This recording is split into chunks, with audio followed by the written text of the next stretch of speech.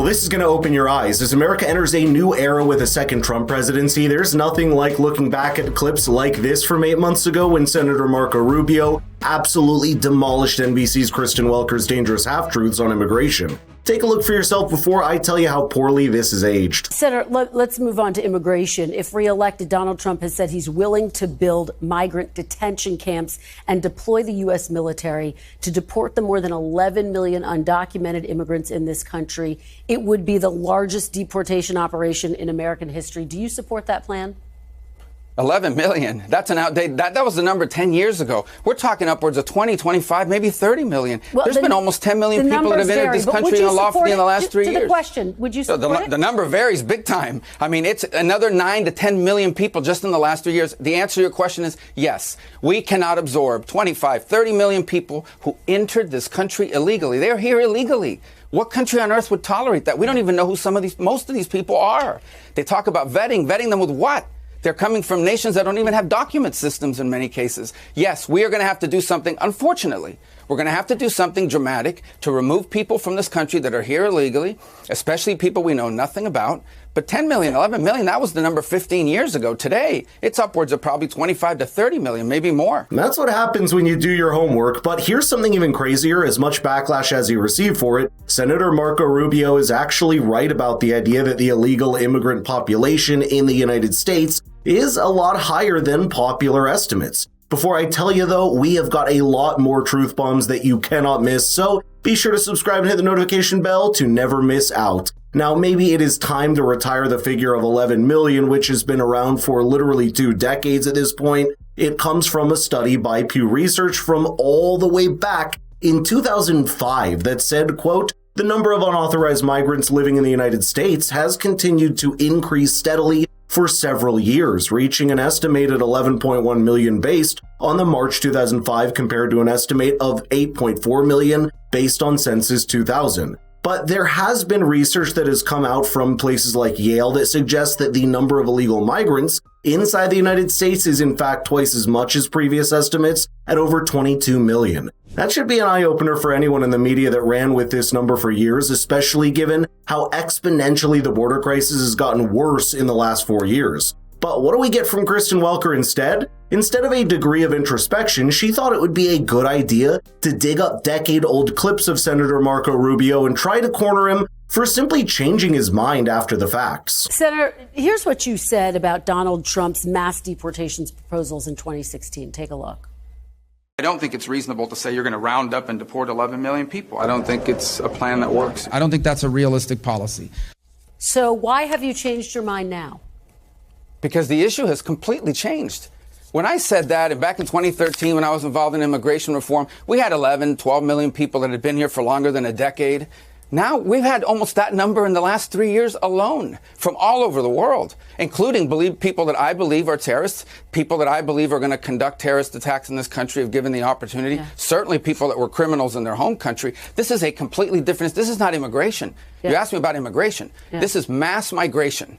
Mass migration. This is an invasion of the country. And it needs to be dealt with dramatically. And by the way, I'm a big poll follower, but polls show most Americans agree with us on this. And of course, that was an issue under former President Trump as well. There was just a bipartisan proposal that was put on the table that would put more funding into border enforcement as well as limiting asylum. Republicans walked away from that. But let me move on to my next question. No, we can't move on because that's not what that bill did. That bill also created asylum officers who right on the border will be able to give people asylum, and you give someone asylum right on the border without any appeal, no judge, nothing, just an asylum officer, they are on a path to citizenship. That's why I oppose that bill. Your fellow Republican said it was the best deal that they had seen in a long, long time. But Senator, which fellow Republican? Senator Lindsey Graham. Which fellow Republican said that? Senator Lindsey Graham. Just okay, well then I disagree with Lindsey if that's what he said. I'm not in favor of asylum officers at the border that can issue asylum rulings right at the border. I loved how he stopped her right in her tracks, and this may be the perfect example of why that border bill was brought by the Democrats in the first place.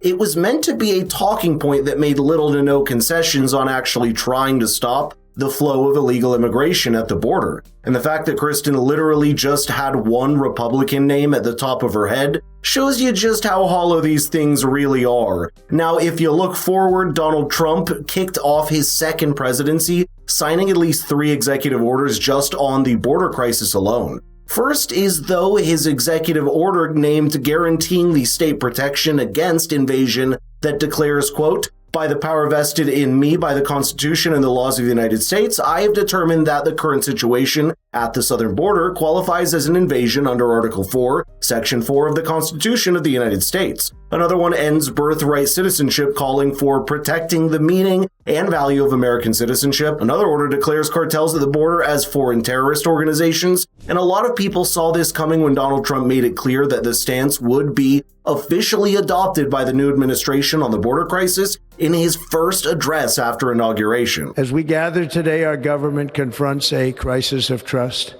For many years, a radical and corrupt establishment has extracted power and wealth from our citizens while the pillars of our society lay broken and seemingly in complete disrepair. We now have a government that cannot manage even a simple crisis at home, while at the same time stumbling into a continuing catalog of catastrophic events abroad. It fails to protect our magnificent, law-abiding American citizens, but provides sanctuary and protection for dangerous criminals, many from prisons and mental institutions that have illegally entered our country from all over the world. We have a government that has given unlimited funding to the defense of foreign borders, but refuses to defend American borders or, more importantly, its own people. And whether that's for the better or for worse, that's for time to decide. Right now, many in the Republican base are just relieved to have a president that at least recognizes the catastrophe at the border for the past 4 years and is working to reverse the damage. And even many nations in South America have signaled their willingness to work with the Trump administration to halt the flow of illegal migrants up north into the United States. But before that, you need to see one more moment from this interview from Marco Rubio that is such an eye-opener now after the election, and it happened when Kristen Welker put a very poorly phrased question to him. Let me look forward. Will you accept the election results of 2024 no matter what happens, Senator? No matter what happens? No, if it's an unfair election, I think it's going to be contested by either side. Senator, no matter who wins. I think you're asking the wrong person. The Democrats are the ones that have opposed every Republican victory since 2000. Every single one. It's Hillary Clinton. No Democrat has refused to concede. Hillary Clinton conceded. Senator, will you accept the election results? Hillary Clinton said the election was stolen from her and that Trump was illegitimate. Kamala Harris agreed. Senator, we have Democrats now. Senator, she conceded the election. She said that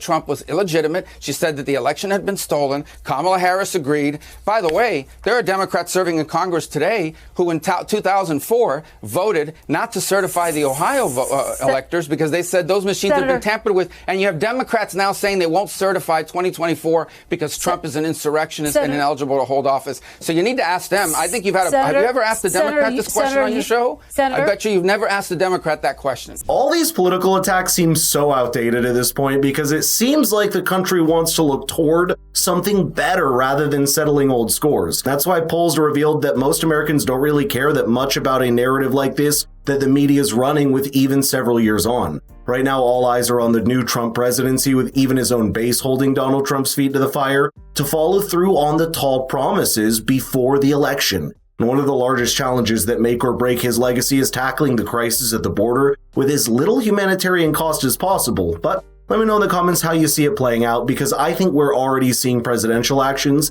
that at least gives us an idea for what to expect in the next 4 years.